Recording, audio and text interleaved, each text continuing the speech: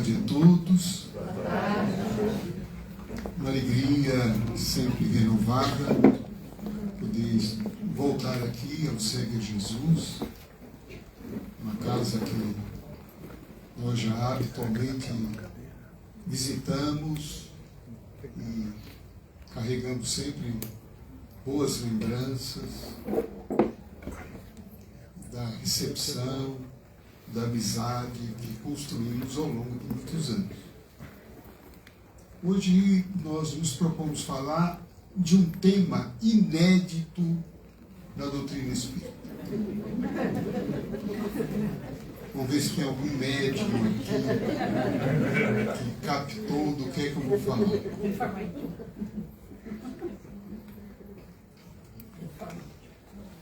Reforma íntima. Está esquentando. Perdão. Também. Bom, o tema, para não matar ninguém de ansiedade e curiosidade, é fora da caridade não há salvação. Um tema, de fato, pouco falado, pouco conhecido, mas pouco vivido. Alguém talvez pudesse estar falando, né? Pensando, puxa vida, outra vez nesse tema, tanta coisa para falar, né? Transição planetária, vida em outros planetas, sexo dos espíritos. Mas eu me lembro de Chico Xavier falando, quando as pessoas chegavam para ele e perguntavam: Chico, alguma novidade do plano espiritual? Porque a gente gosta de novidade, não é isso? A gente tem uma curiosidade e a gente quer saber de novidade. E perguntavam para o Chico isso: Chico, alguma novidade aí? Alguma notícia quente no mundo espiritual? E o Chico dizia: a novidade é sempre o Evangelho. Porque, afinal de contas, viver o Evangelho, para nós ainda, é um desafio, não é? Nós já vivemos o Evangelho para pedir alguma coisa nova? Ou a gente quer alguma coisa nova para nos distrair do Evangelho?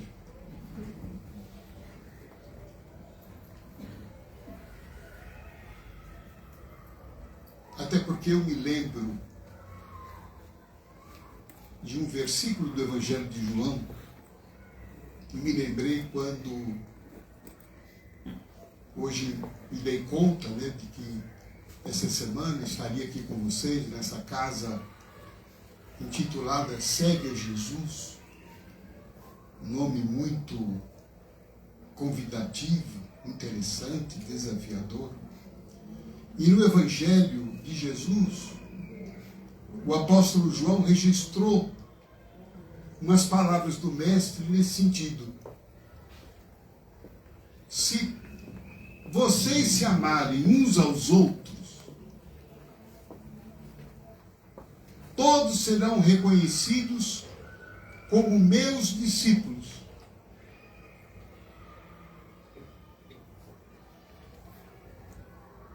Então, qual é o traço fundamental daquele que quer seguir a Jesus? Segundo as palavras do Mestre, não segundo as minhas palavras, segundo o que ele diz.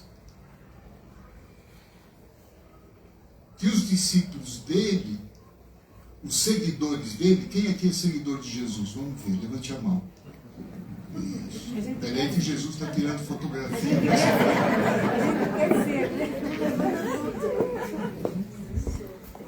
A gente está no caminho, né? Então, o traço característico de alguém que quer seguir Jesus é o quê? Segundo as palavras dele, é o amor. Se vocês se amarem uns aos outros,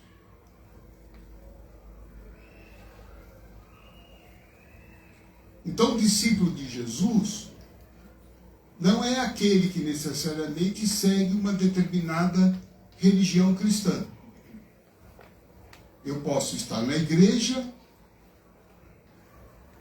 eu posso estar no centro, no culto protestante, mas nem por isso eu me tornei um seguidor de Jesus. Concorda? Por isso que Allan Kardec, na codificação espírita, se afastou daquele princípio que dominava a época de que fora da igreja não há salvação.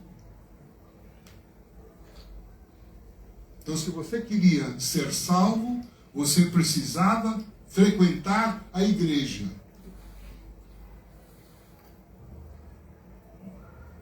E é aí que a religião perdeu um pouco do sentido verdadeiro de nos ligar ao Criador.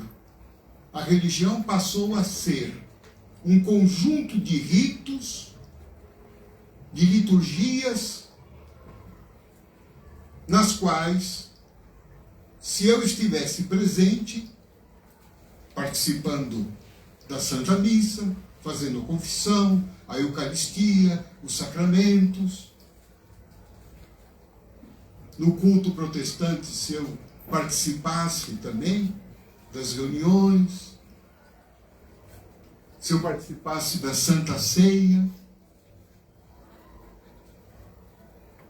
Isso até acabou se estendendo para o próprio Espiritismo. Se eu fosse ao centro, simplesmente eu vou ao centro para tirar a minha perturbação espiritual.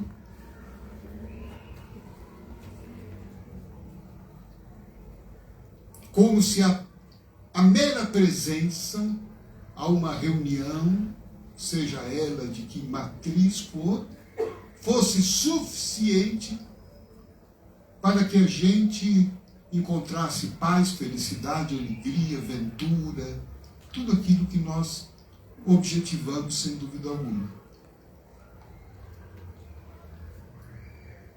Vocês percebem que, com essa concepção de que fora da igreja, isso foi levado no seu sentido literal, a ponto de a gente entender que basta que eu esteja dentro de uma igreja, não importando o que é que eu faço fora da igreja, fora do culto, fora do centro,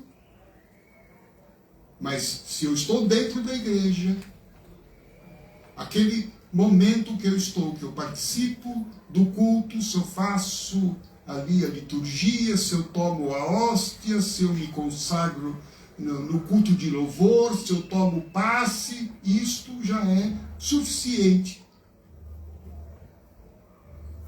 para seguir Jesus, para se tornar um seguidor dele. Aliás, tenho a impressão que muitas vezes essa ideia de seguir Jesus não é uma coisa que nos interessa muito. Vamos ser honestos. A gente quer Jesus porque a gente tem os interesses.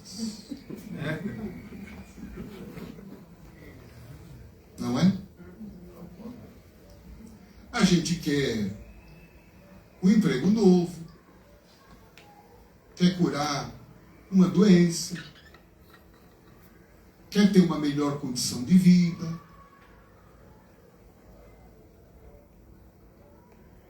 quer uma promoção no emprego.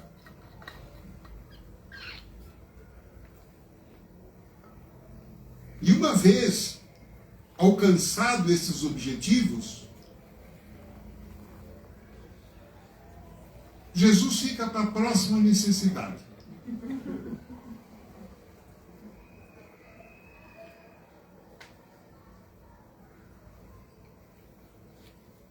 Quando, na verdade, Jesus deveria ser o fim e não o meio para que eu obtenha determinadas coisas.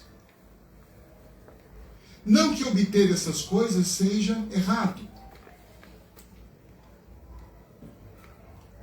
mas eu vou obtê-las, se for o caso,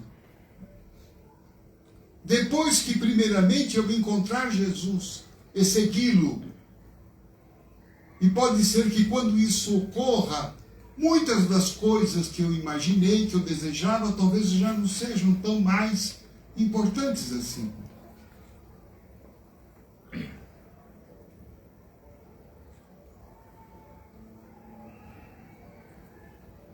Então, quando Allan Kardec, inspirado pelos espíritos de luz, que fora da caridade não há salvação, se apartando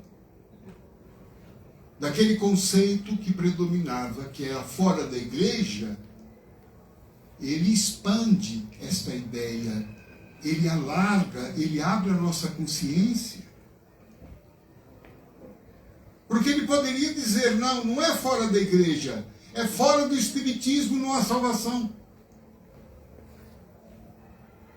Seria até razoável que ele dissesse isso, não é? Porque hoje a gente vê, o católico diz, fora da igreja não tem salvação.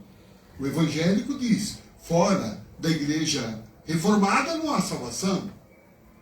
E muitas vezes nós espíritas também entramos nessa onda e achamos que nós somos uma casta mais evoluída. E que fora do espiritismo não há salvação. Fora do centro espírita não há salvação. Fora do meu centro espírita não há salvação. Quantas vezes, irmãos, me questionam, De Luca, seu centro é tal, tal. Você precisa ir lá no meu centro. Por quê? Ah, porque lá é bom. Legal. Bom. Mas não é o único. Percebe como a gente fez uma demarcação geográfica do sagrado? Isso é um pensamento que já tinha na época de Jesus, mesmo antes de Jesus, quando ele encontra a mulher samaritana, e ela pergunta para ele, mas Jesus, onde é que a gente tem que adorar a Deus? É no templo dos judeus, em Jerusalém, ou é no templo dos samaritanos, no Monte Garazim? Porque judeus e samaritanos, eles não se bicavam. Os judeus chamavam os samaritanos de hereges. Olha a pergunta que ela faz para Jesus, né? Colocou ele, e aí? E qual foi a resposta que ele deu? Não é nem lá, nem cá. Porque Deus se adora em espírito e verdade. Então Jesus tira do contexto demográfico, geográfico, de que o culto a Deus não está restrito ao ambiente do templo religioso, seja ele qual for.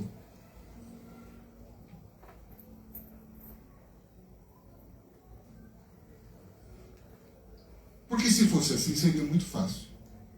A gente vai ao centro, vamos trazer aqui para nós espíritas, vamos ao centro pelo menos uma vez por semana.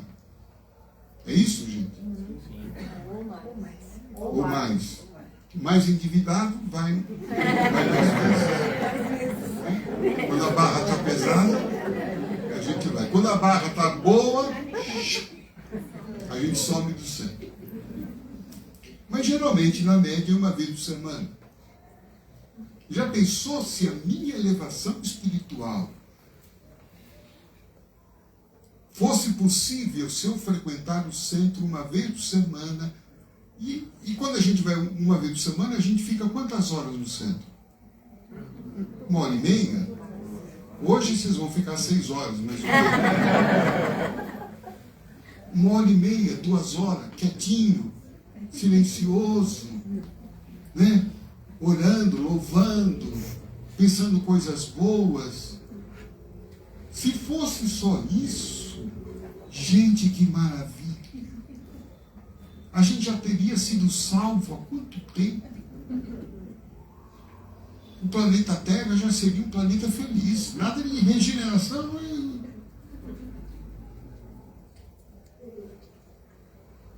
Então, quando Kardec traz fora da caridade não há salvação, ele ampliou. A questão não é mais ser bom apenas dentro do templo, mas é também procurar ser bom quando a gente sai do templo. E aí começa o nosso grande desafio. Não é? Porque nos momentos que a gente passa aqui, a gente, né, fica bem, sente uma paz, né? A gente é fraterno, até a nossa voz muda, né? Você já percebeu? Muita paz, muita segurança. A gente fica envolto numa aura, né? Tem a influência dos espíritos de luz. Agora, como é que eu mantenho isso com um batuque?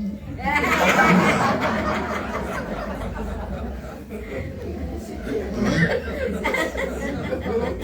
Como é que eu mantenho essa paz com um funk pancadão? Né? Como é que eu mantenho essa paz quando eu estou no trânsito? De repente pego um congestionamento. Quando eu estou numa fila, que é o grande teste de reforma íntima, como é que a gente está? É o nosso comportamento numa fila. Sobretudo quando a fila não anda. Ou quando alguém fura a fila. Quando nós é que furamos a fila. Não é? Como é que a gente trata as pessoas? Como é que a gente trata as pessoas lá em casa? Quanto tempo dura a paz que a gente sente aqui, né? Dentro do centro? Vai ligar o ar?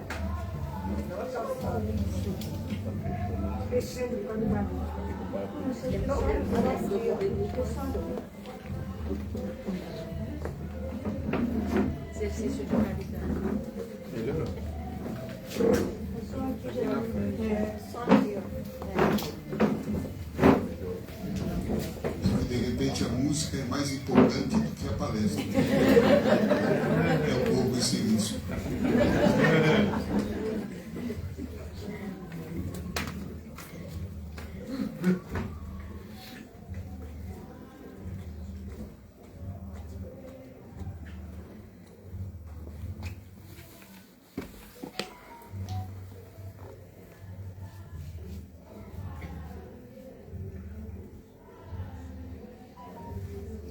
Por que os espíritos usaram a palavra caridade no lugar de amor? Já pensaram nisso? Quem faz caridade tem amor, né? Quem faz caridade tem amor. Pode ser que sim, pode ser que não. Pode ser que sim, não. Exatamente. Às vezes eu estou fazendo uma caridade por uma extrema vaidade, Comércio com Deus. né? Ou às vezes estou, ó Deus, estou dando isso para que você me dê aquilo. Né? Às vezes é vaidade nossa. A gente pode às vezes ter muito orgulho da nossa humildade.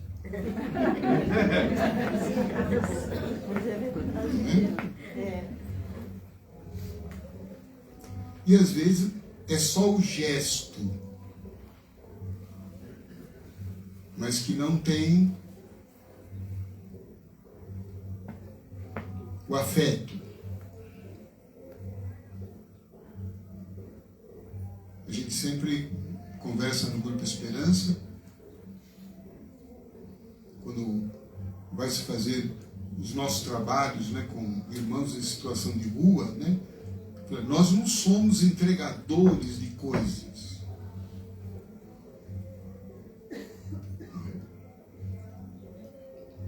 Nós não somos, com todo respeito, entregador da Casas Bahia. Vou entregar um cobertor, toma aí, Beto. Não. A maneira como se faz aqui não é só dar, é como se dá. Mas a preferência pela palavra caridade foi para dar uma conotação mais concreta à ideia de amor. Porque a palavra amor, ao longo do tempo, acabou ficando muito ampla, muito até desgastada, né?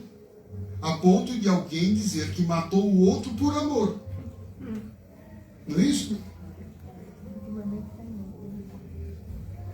Nós tivemos diversos casos na justiça, a pessoa alegando isso, né? Matei por amor. Porque amava tanto aquela pessoa e por ver que ela, né, se apaixonou por outro alguém, não suportando isso, eu a matei.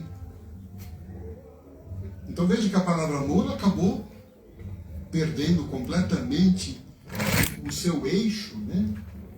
O amor muitas vezes é confundido com paixão. Hoje em dia, os mais jovens, né, acabam trocando muito isso, né? Conhece a pessoa, 1, 2 dias, você já vê eles conversando, eu te amo. Mas não deu nem tempo ainda de nascer um sentimento, né, tão grandioso como é o amor. E às vezes a palavra amor, ela é muito genérica, como se fosse apenas um sentimento. Aqui é um aspecto muito interessante a gente pensar nisso, né? Jesus disse, amai-vos uns aos outros. Não é isso? Eu me pergunto, como é que eu posso amar 8 bilhões de pessoas que tem no universo? E mais 24 bilhões que estão desencarnados. Como é que eu posso ter aquele sentimento que eu tenho por um filho, por uma mãe, por um pai, por um marido, por uma esposa, um companheiro, uma companheira? É possível ter esse amor por todos? Amar até a quem você não conhece.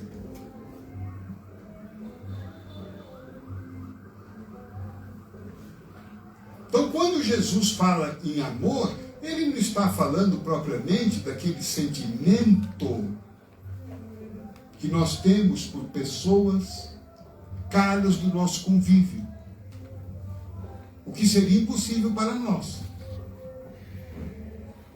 A conotação de amor para Jesus é um comportamento.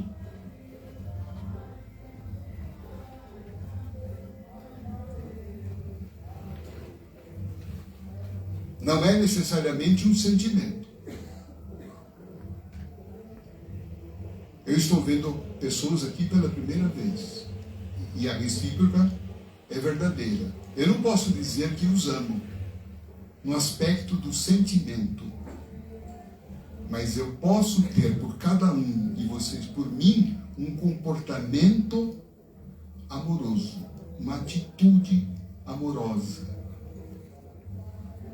Perceberam a diferença? Então aí, nesse sentido, dá para amar todo mundo. Ainda que eu não tenha um sentimento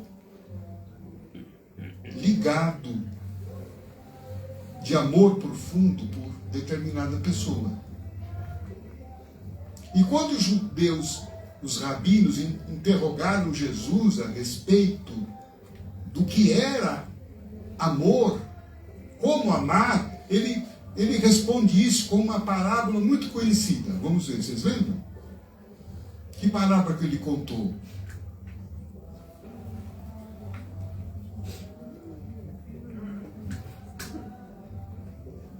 A parábola do bom samaritano. E olha a sutileza que Jesus. Eram doutores da lei, eram rabinos, eram judeus que estavam fazendo essa pergunta para ele. O senhor fala de amor, de amar o próximo, mas quem é o próximo? E o que é amar o próximo? Porque os judeus entendiam, eles sabiam que era amar, mas no contexto deles, amar era somente as pessoas do vínculo familiar. Próximo é alguém de suas relações biológicas.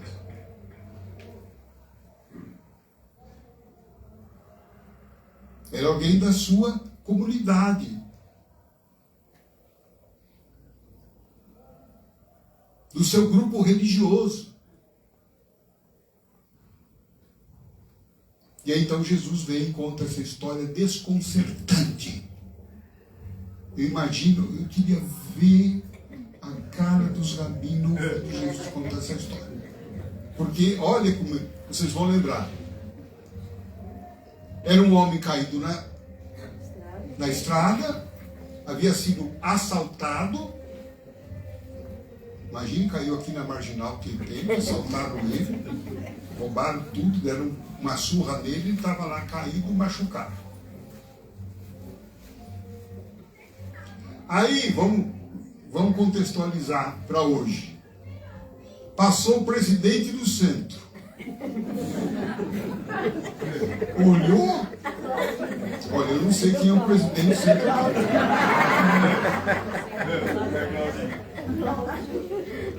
Passou o presidente do centro. Deve ter pensado, nossa, que irmão perturbado.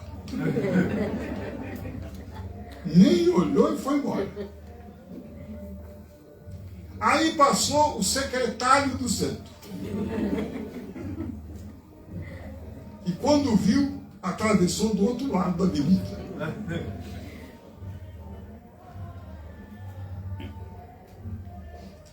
E aí vem então o samaritano. E aí vem o irmão umbandista. Vem alguém do candomblé. Vem um católico. Vem um evangélico. Para e vai socorrer aquele homem caído. Socorre com os remédios da época, azeite e vinagre, que era o anti-inflamatório e o antibacteriano.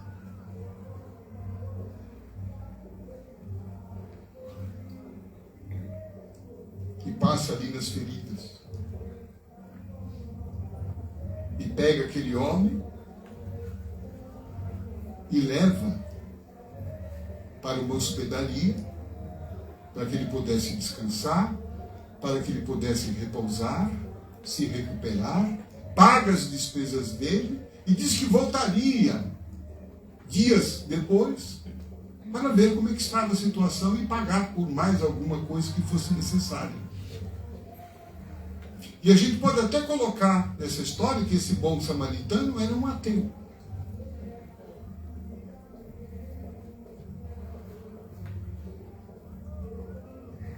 E aí então Jesus vira-se para os rabinos, os doutores da lei, e pergunta a eles: quem foi o próximo do irmão caído na estrada? Imaginamos a dificuldade que foi para eles responder que era o samaritano, porque eles odiavam os samaritanos. Os samaritanos eram hereges. Tanto é que eles não falam o nome samaritano. Eles, com a voz amarrada, eles dizem assim, foi aquele que parou e ajudou, né? E Jesus diz, é isso mesmo. Então vá e faça o mesmo. Então vejamos que, na visão de Jesus, o amor mostrado pelo samaritano, que não era da religião oficial da época,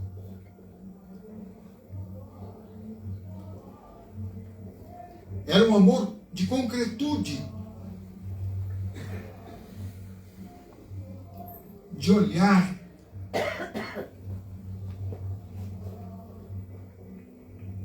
de socorrer, de passar remédio nas feridas.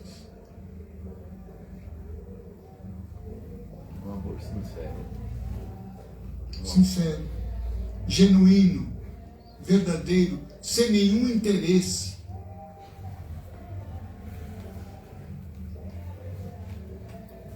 O samaritano não fala, eu vou te ajudar se você for no centro. Se você se converter ao espiritismo. Se você se converter ao catolicismo. Não. Ele não fala nada.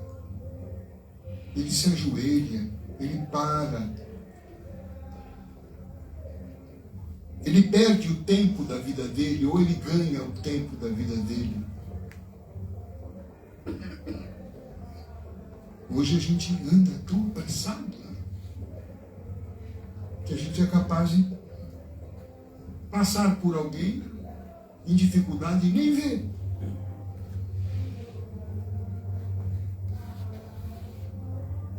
As pessoas estão se tornando invisíveis para nós.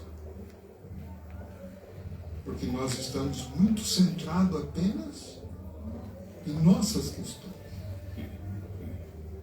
E não vemos os outros, não sentimos, não percebemos, não notamos que tem alguém perto de nós que esteja em sofrimento. Seja um sofrimento físico, seja um sofrimento emocional, seja um sofrimento moral. E às vezes a gente vê alguém acabrunhado ali no serviço, ou em casa, ou no nosso grupo familiar. Aquela pessoa, nossa, está tão diferente, está esquisita hoje, está com uma cara triste. Não vou nem perguntar, porque vai que ela conta e precisa de alguma coisa, e me pede alguma coisa. Não é?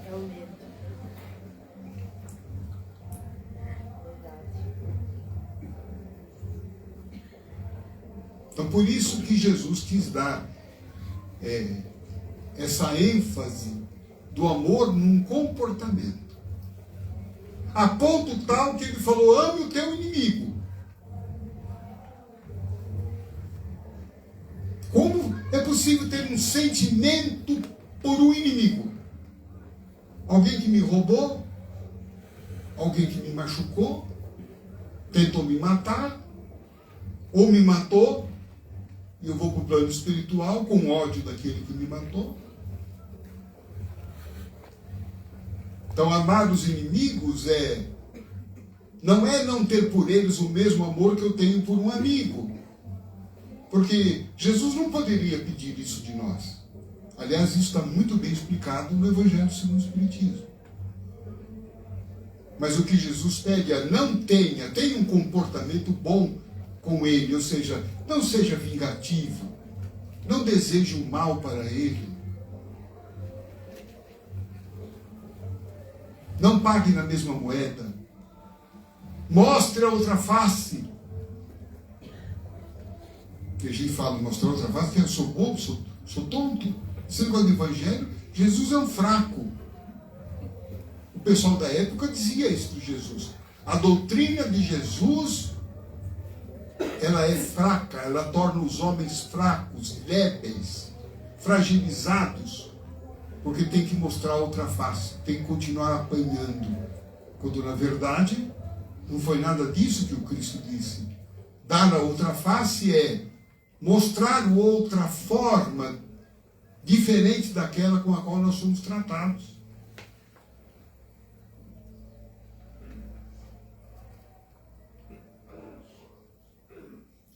Por que isso é tão fundamental? Por que é que fora da caridade não há salvação? E eu queria então perguntar para vocês, me ajudem. Salvação, o que é salvação?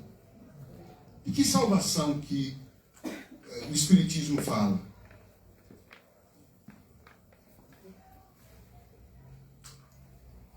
Gente, vocês... É evoluir, né? Estão pensando? Não, é importante. Eu fiquei pensando muito, durante muito tempo, sobre... Bom, me salvar do quê? Da gente mesmo. Nossa, palmas para ela. Onde mora o perigo?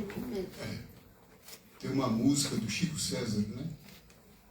Deus me proteja de mim. Não é? Deus me proteja de mim. Tem uma prece de Chico Xavier que ele começa a dizer assim: Senhor, ajude-me a libertar das trevas que existem ainda em meu coração.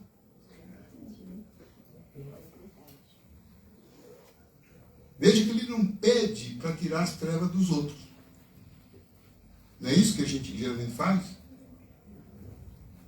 Traz o nome da pessoa aqui no centro, a vibração, olha.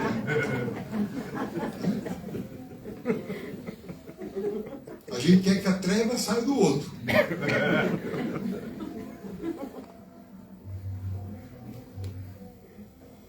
Mas a nossa maior preocupação tem que ser com a treva que está em nós. Mas tem treva dentro de nós? Você jura? Vocês acham que tem? Mas a gente já não fez a nossa reforma íntima? Estamos fazendo. Tentando.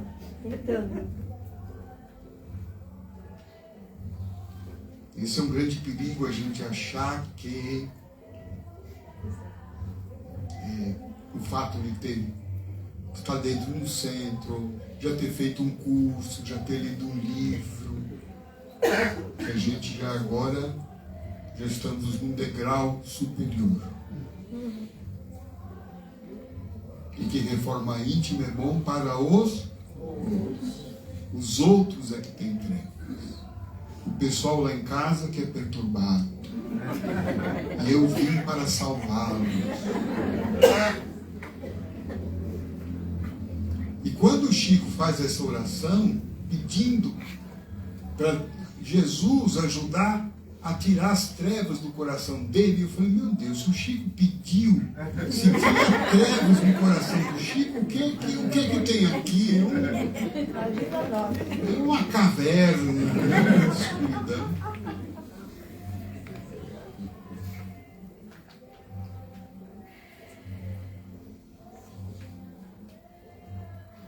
Salvação, no fundo, é porque essas trevas que estão dentro de mim,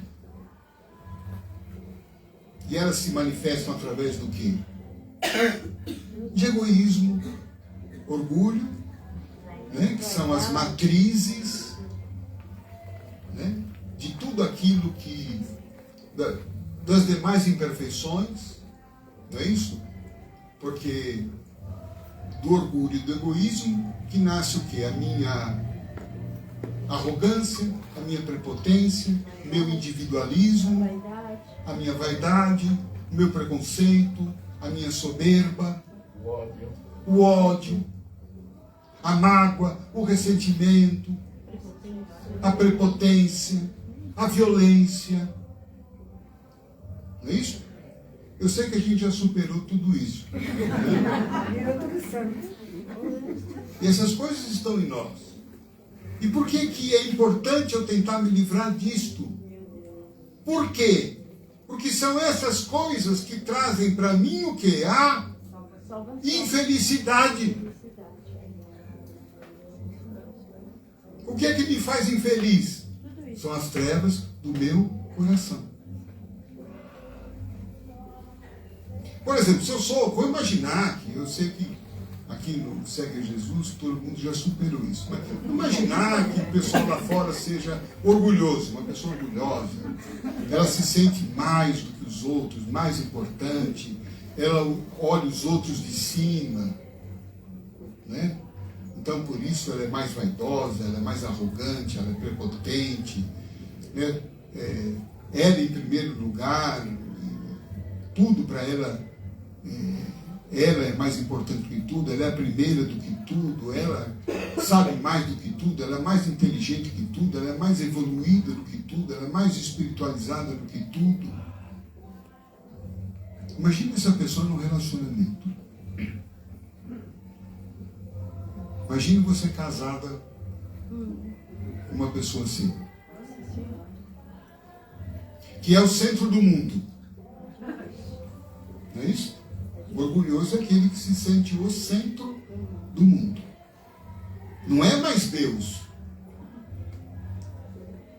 Quando a gente tira Deus da equação da nossa vida, nós nos tornamos Deus. E se eu sou Deus, todo mundo tem que ser a minha imagem e semelhança. Todo mundo tem que fazer o que eu gosto. Tem que fazer o que eu mando, na hora que eu quero, do jeito que eu quero. Tem que ter os meus gostos, os meus pensamentos. Tem que me servir, tem que me obedecer. E se não for assim, eu descarto. É possível ter um relacionamento feliz sendo assim? Conviver com alguém assim? Como é que vai ser esse relacionamento? Seja entre marido e mulher, seja de qualquer forma.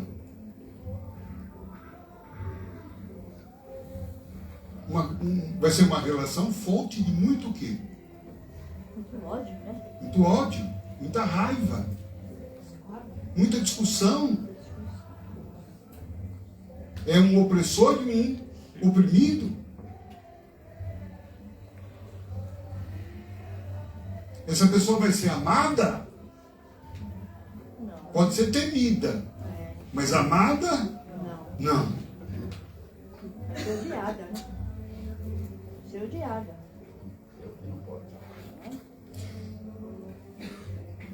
E essa pessoa também seria feliz, porque o orgulhoso, ele sendo Deus, ele não tem limites. Ele quer tudo. Ele tem uma ambição desmedida. Nada para ele é o bastante. Se alguém disser não para ele, ele se acaba. Se alguém não aplaudi-lo, ele fica furioso. Se alguém discordar dele, ele derrete. Ele é um eterno insatisfeito. Ele exige perfeição de todo mundo. E de si mesmo. Ele é um perfeccionista. Um sofredor, né? Um sofredor. Um sofredor.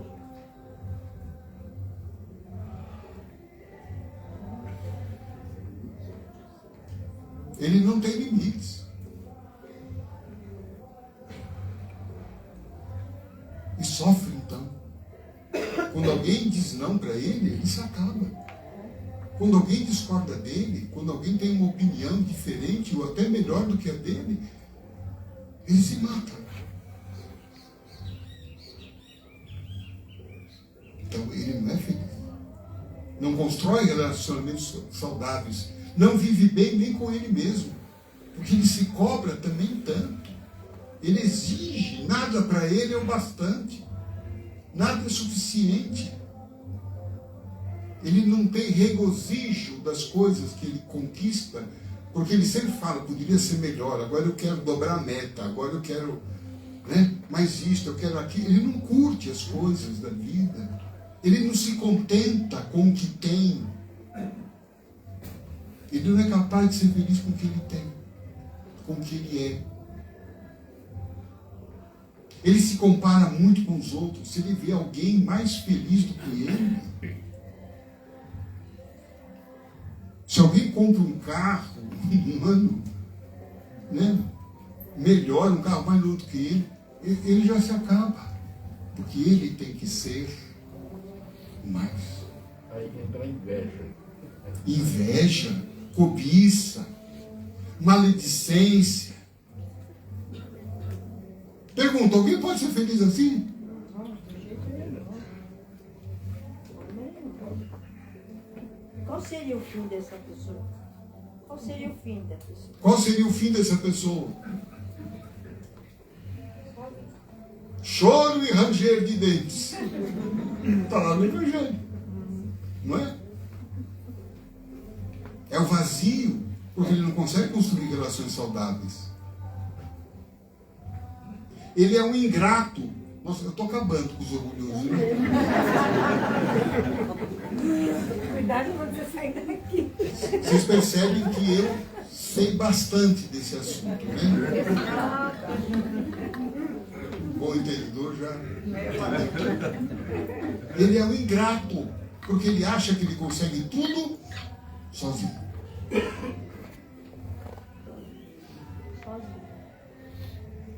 Todo mundo tem que ser grato a ele.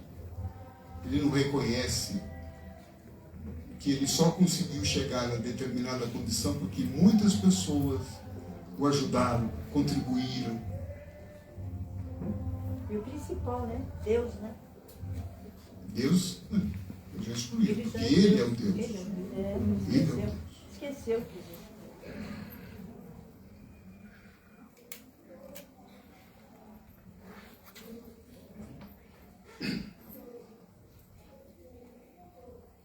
Portanto, quando Jesus traz o amor, quando o Espiritismo canaliza esse amor em forma de caridade, que é o amor em ação, é o amor em movimento, ele está querendo nos livrar desse estado de sofrimento interior que o egoísmo e o orgulho acarretam em nós. É nos salvar disso.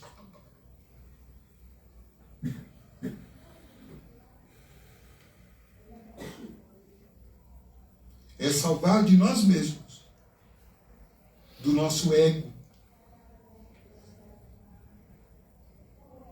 das nossas idolatrias.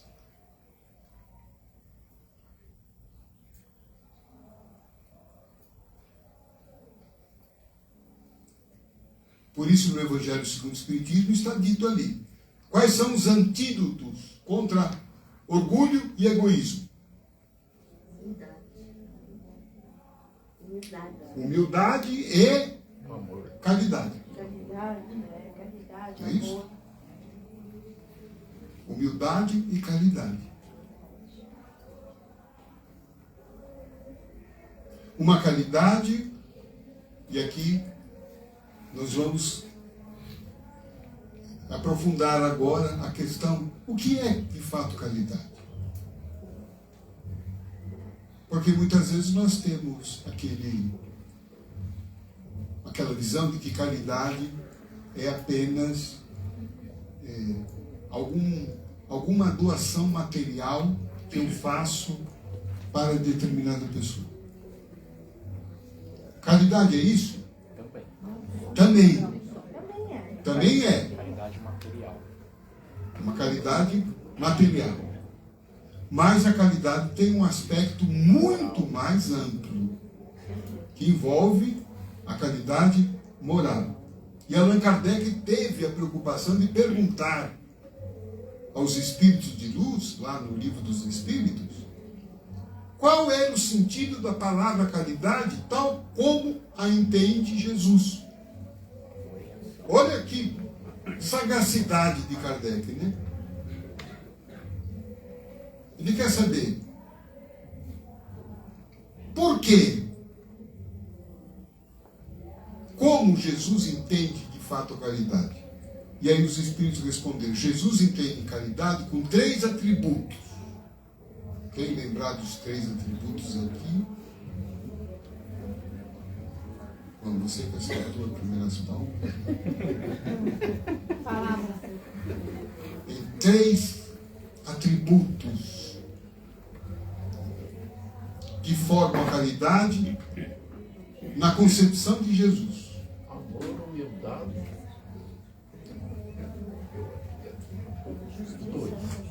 Vocês esqueceram. Indulgência, benevolência, perdão. Muito bem, palmas aqui para as...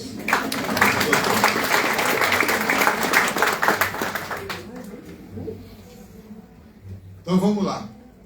Benevolência para com todos. Ser uma pessoa benevolente é o contrário de ser uma pessoa malevolente. Como é que eu posso ser benevolente? Quais são os atributos de uma pessoa benevolente?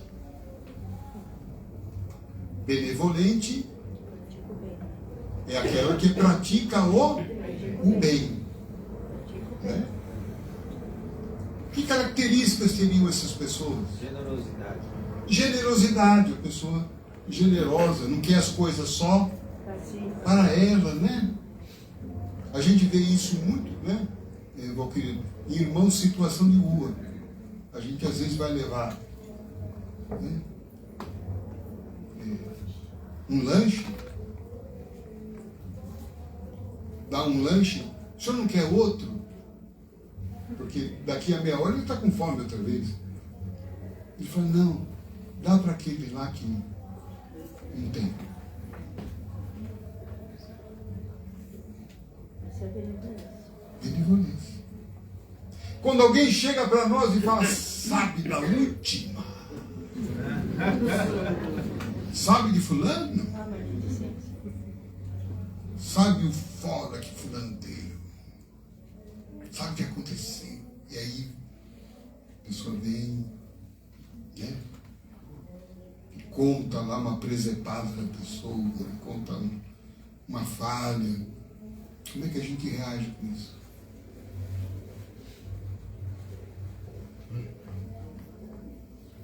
Como é que Jesus reagiria? A gente bota mais pimenta no molho?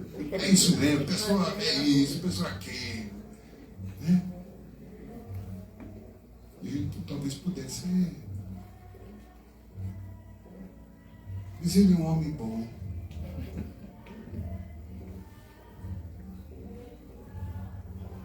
Todas as vezes em que eu reclamava do meu pai para minha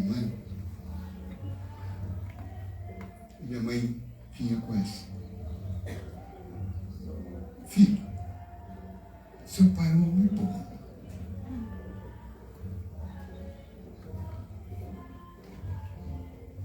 E de fato é.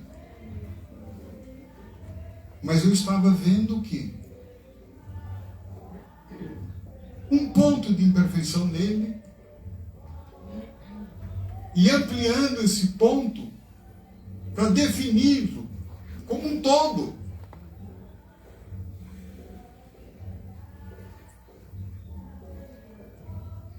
E ela não. Ela me trazia, olha, veja que ele tem outras qualidades. Então a benevolência pode se dar de muitas maneiras sem que a gente tenha que colocar a mão no bolso, por exemplo. Não é? Ceder o lugar num transporte público a uma pessoa mais idosa. Coisa tão rara ultimamente, né?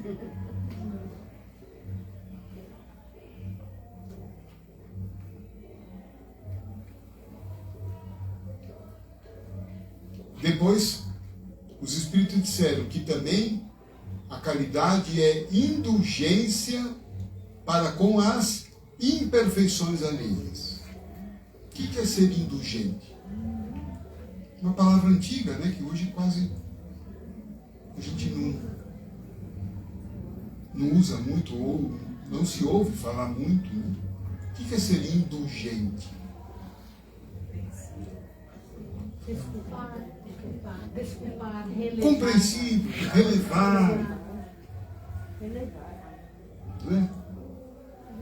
Para com as imperfeições alheias. Ou seja, não cobrar a perfeição dos outros. Até porque, por uma questão de coerência, também. a gente não poderia cobrar a perfeição dos outros, porque nós também não somos. Machuquei alguém com isso? Nós também não somos. Então, como é que eu posso cobrar dos outros uma coisa que eu também não sou? Se eu tenho algumas virtudes, indiscutivelmente, mas também eu tenho áreas da minha vida que eu sou imperfeito.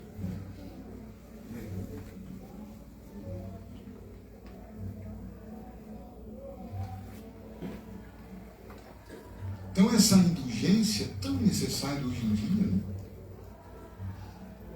Nós estamos vivendo tempos de tanta polarização, de tanto cancelamento nas redes sociais, né? Quem tem o hábito de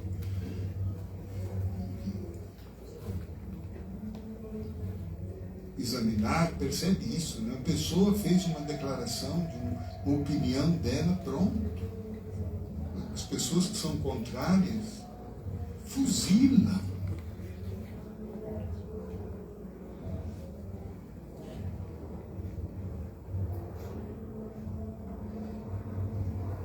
E essa indulgência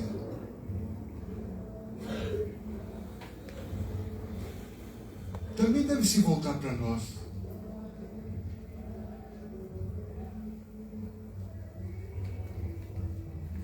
Porque se a gente entrar num processo de uma cobrança excessiva de perfeição por nós estaremos sendo o quê?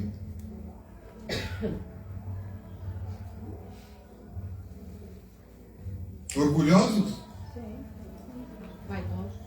Vaidosos. Orgulhosos. Por quê?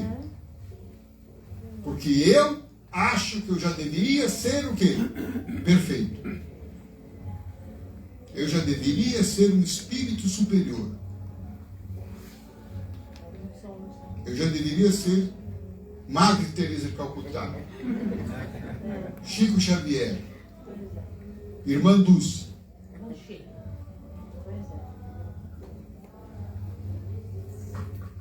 Então nós precisamos também ter indulgência conosco, paciência conosco. A paciência é irmã da indulgência. Concorda? E paciência talvez seja uma das virtudes que ainda mais necessárias para a gente, não é? O que vocês acham? Quem aqui é paciente? Levante a mão, vamos ver. Tem um que levantou só meia mão. Nosso irmão aqui. Isso é mais difícil. Tem um teste de paciência. Vocês querem fazer? Emmanuel diz que uma pessoa verdadeiramente paciente é aquela que não perde a sua calma, a sua serenidade, quando ela é perguntada a mesma coisa por 6 vezes. Aí é difícil. Não dá, né?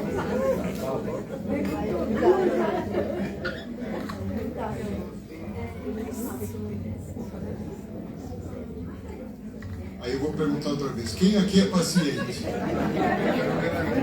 Até o nosso irmão já desistiu. Só quando está no hospital. Olha lá. Tem doente que não é paciente, né? Não é paciente. Embora seja uma conta. Paciente. É paciente que não é paciente. E aí vai para o outro aspecto da caridade, que é o perdão das ofensas. Muito interessante você observar isso, né? Ver o perdão como um ato de caridade também. Porque se você não perdoa, isso quer dizer que você tem no seu peito o quê? Uma mágoa, um ressentimento, um ódio, um rancor. Caridade consigo mesmo. Também. É para com o outro, mas sobretudo também para consigo. Porque conservar esses venenos dentro de nós, mágoa, ressentimento, rancor, ódio, isso fará mal, primeiramente, a nós mesmos. Muitas doenças acabam se originando desses sentimentos que permanecem conosco. Então quer dizer que eu não posso ficar magoado com ninguém? Pode. Ficar magoado, ressentido com alguém é uma emoção humana que a gente pode sentir.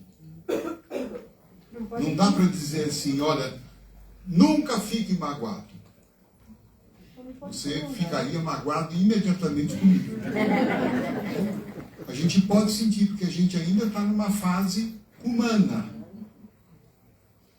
A nossa evolução, nós saímos lá da fase inicial, que começamos no reino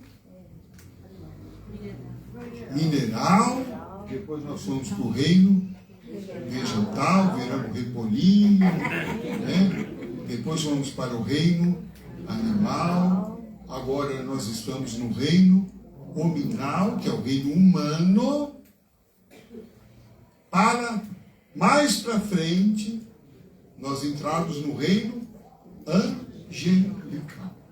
É possível que no reino angelical as pessoas já não fiquem mais magoadas. Por exemplo, vocês acham que Deus fica magoado? Não. Que Deus fica zangado? Não. Que Jesus fica doido quando a gente enfia o pé na jaca? Fica decepcionado conosco? Fica frustrado? Rancoroso? Não. Mas eles estão num grau de evolução superior ao nosso. No nosso grau humano, porque no nosso grau humano, a gente... Qual foi o nosso estágio anterior? Animal. E o próximo? Angelical. Concorda? A gente está entre o animal e o angelical. Agora eu pergunto a vocês. Vou falar baixinho. A gente está mais próximo do qual?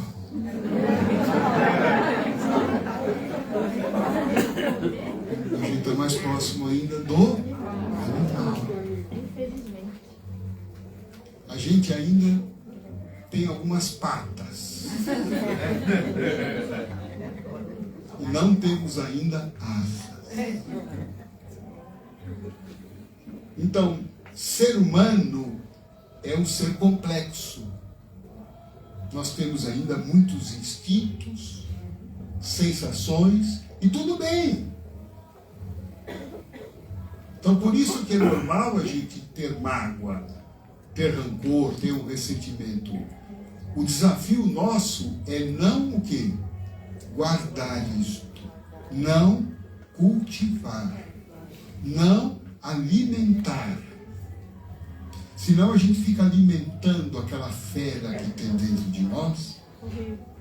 E essa fera vai engordando. E uma hora ela o quê? Explode.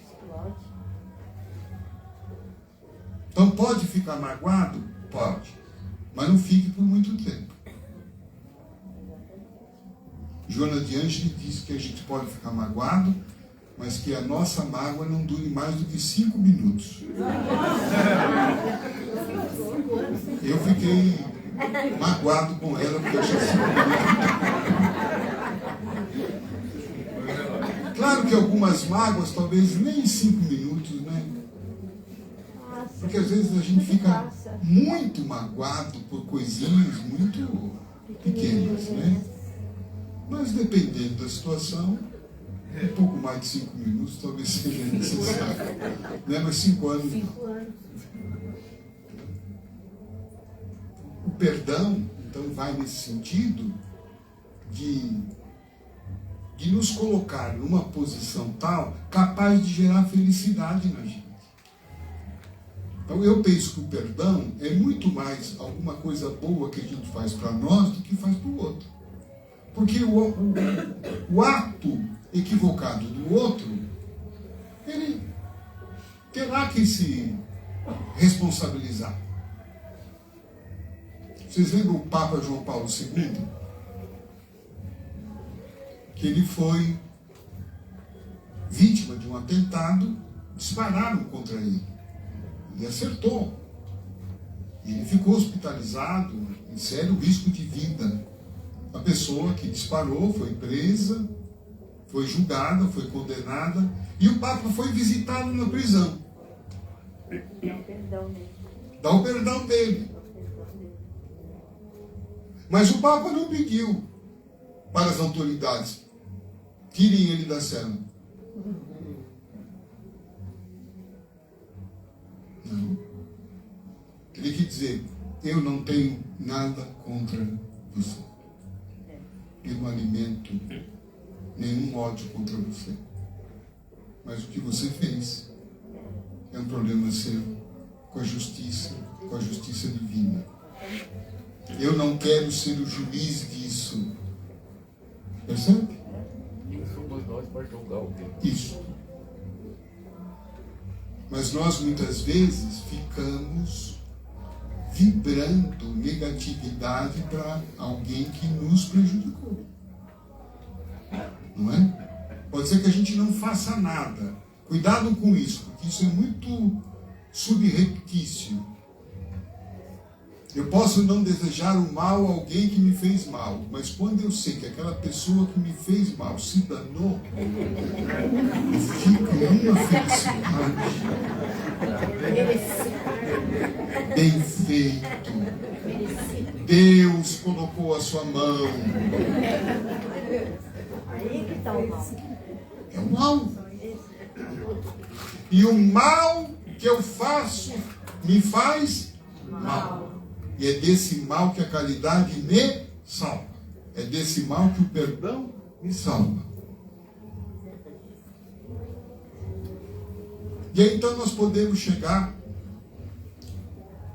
a uma questão desse nosso livro que estou apresentando aqui a vocês hoje. Contém Viva num capítulo. São livros de mensagens mais curtas, em que a gente aborda e faz uma pergunta: qual é a maior proteção espiritual que alguém pode desejar em sua vida? Todo mundo aqui quer proteção espiritual? O que vocês dão? Quem quer, levante a mão. Vamos ver. Vou levantar porque eu também quero.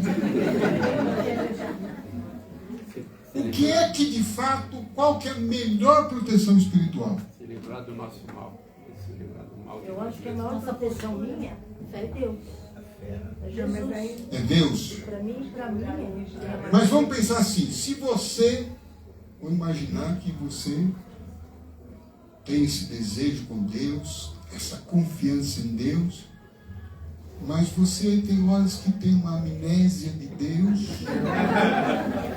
e começa a ser malevolente, a não perdoar as imperfeições alheias, a não perdoar, a não ser indulgente.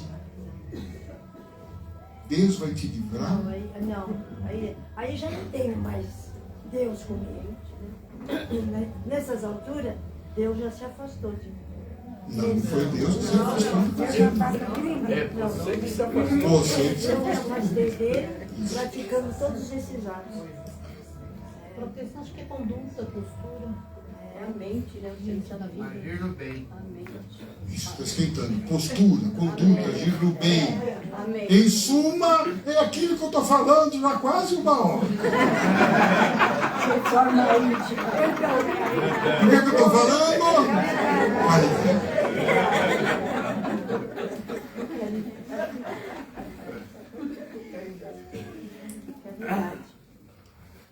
mensagem do apóstolo Paulo, que está na obra, na codificação. A caridade, ela tem o poder de mudar os destinos do homem no céu e na terra.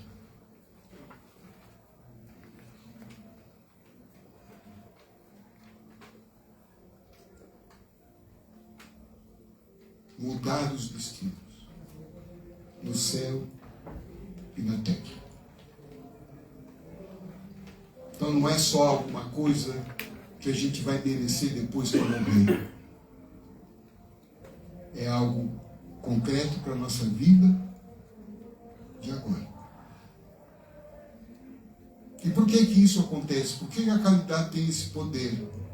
Porque se o meu sofrimento é fruto de atitudes contrárias ao bem, contrárias às leis divinas, à lei de justiça, de amor e de caridade, e elas repercutem na minha vida como causa e efeito, óbvio que para mudar esse contexto, eu preciso inverter a equação e passar a plantar o bem no lugar do mal que eu fiz no meu passado. Seja o passado desta vida, seja o passado de vidas anteriores.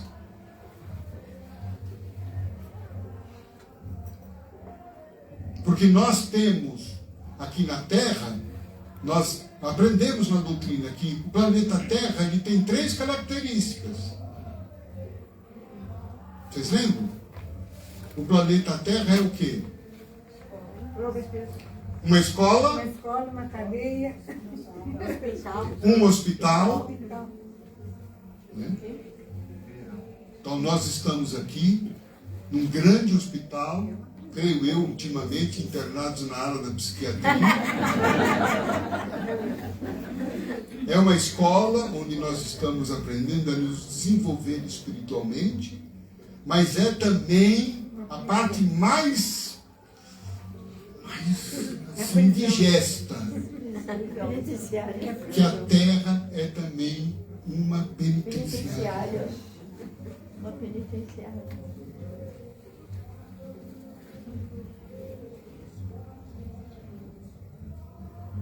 No sentido do quê? De que nós, de alguma forma, infringimos as leis divinas.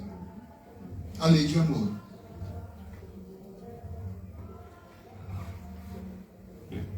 Eu sei que isso pode ser que dê um baixo astral muito grande. Mas eu não desconsidero que em vidas passadas, principalmente nós que moramos na Zona Leste, não?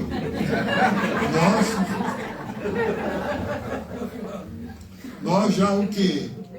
Em outras existências, já machucamos, já roubamos, já matamos, já agredimos.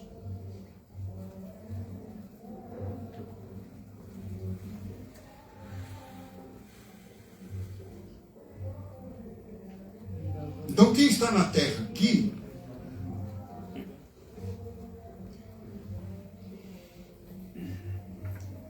se a Terra é uma penitenciária, e se a gente está encarnado aqui,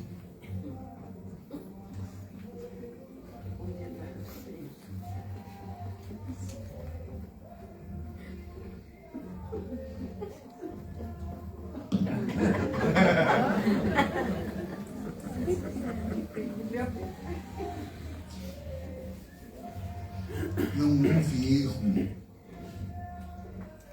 no departamento da reencarnação.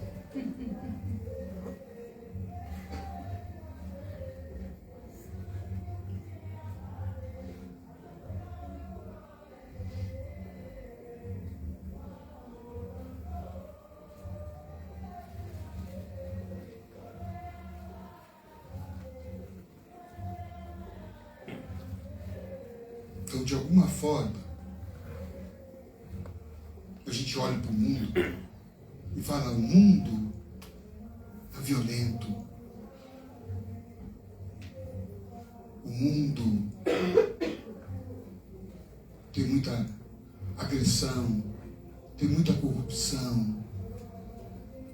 O mundo está assim, o mundo está assado, o mundo está perdido. Nós estamos falando de quem?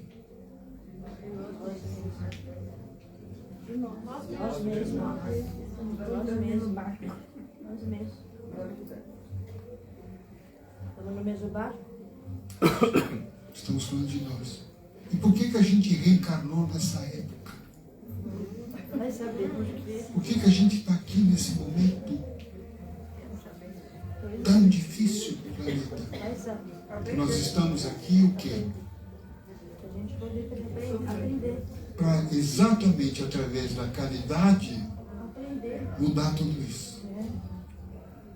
E a gente começa mudando tudo isso a partir de nós. De nós. Nós não vamos salvar ninguém. Se a gente conseguir se salvar, valeu. Porque a minha salvação, e isso significa o fato de eu me tornar uma pessoa mais indulgente, com capacidade de perdoar, mais benevolente, eu mudei o meu entorno.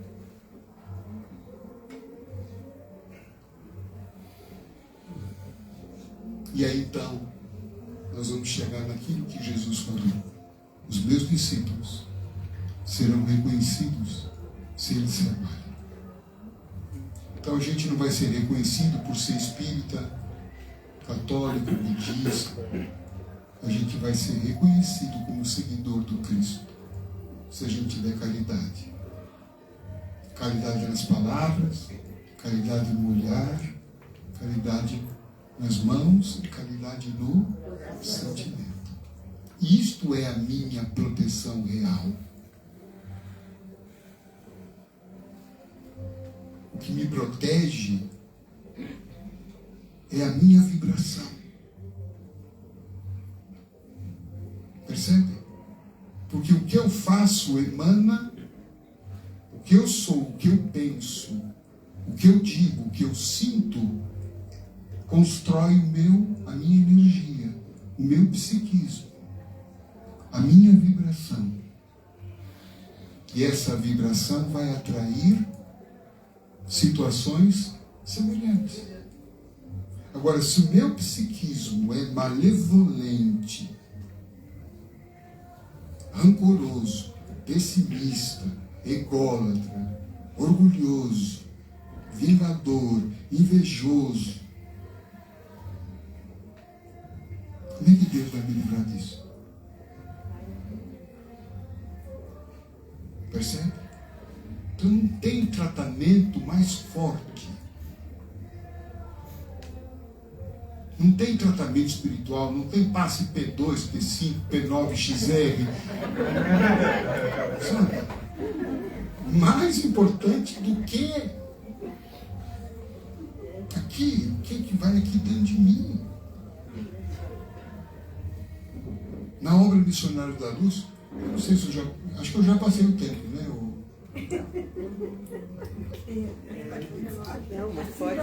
Posso ficar até meia-noite? Nós vamos cansar o pessoal do samba. Eles vão desistir,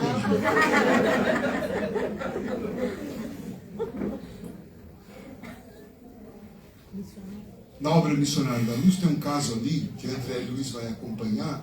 Eles vão visitar um centro espírita. E André Luiz vai perceber como é que funciona a dinâmica do tratamento espiritual. E ele observando, ele viu que o dirigente espiritual do trabalho falava do tal de um passe de primeira vez. E o André Luiz se interessou, ficou curioso e perguntou então, como é que funciona? E o dirigente explicou, olha, quem vem ao centro pela primeira vez, a gente dá uma assistência espiritual caprichada. Durante 10 semanas, nós vamos trabalhar intensamente com aquele assistido. Vamos fazer tudo o que é possível para ele.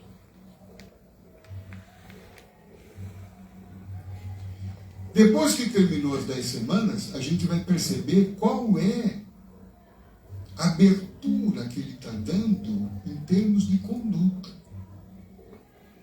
Se ele já está começando a abrir o coraçãozinho, se ele está ficando menos exigente, menos rancoroso, se ele está começando a orar um pouco mais, se ele está um pouco mais calmo, se ele está um pouco mais compreensivo, se ele parou um pouco de falar mal da vida dos outros, se ele está muito negativo. E à medida então que a gente percebe que ele vai se abrindo, ainda que pouco a pouco, a gente vai apoiando ele cada vez mais. Mas se a gente perceber, depois de 10 semanas, depois de 10 passes que a gente caprichou, que ele continua o mesmo, a gente dá uma recuada.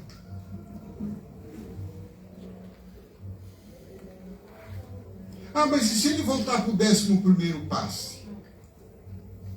A gente vai dar um alívio.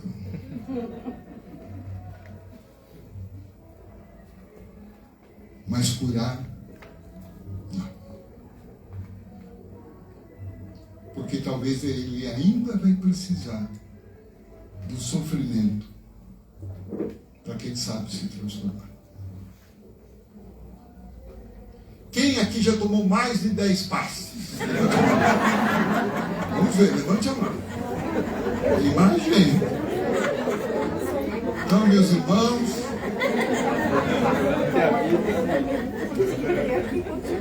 a única coisa que nos resta agora é caridade. Porque de fato é o que nos transforma, que nos faz sentir felicidade imediatamente. Não tem mais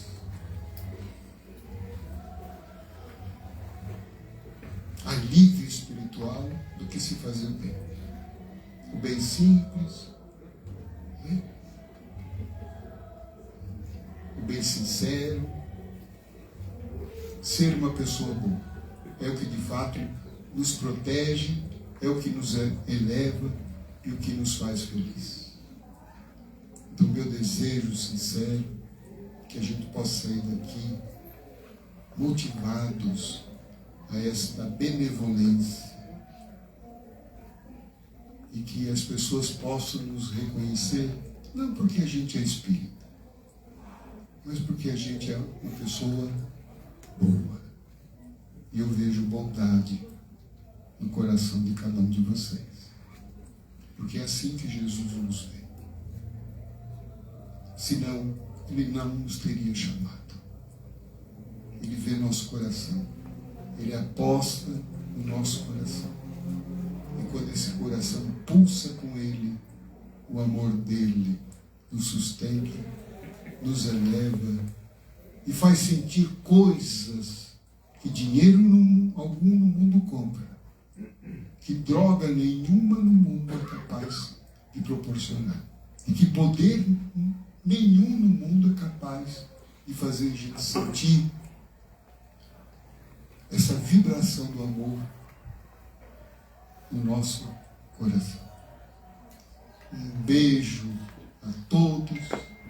Foi uma alegria imensa poder ter passado esses minutos com vocês, cercado de samba, de alegria,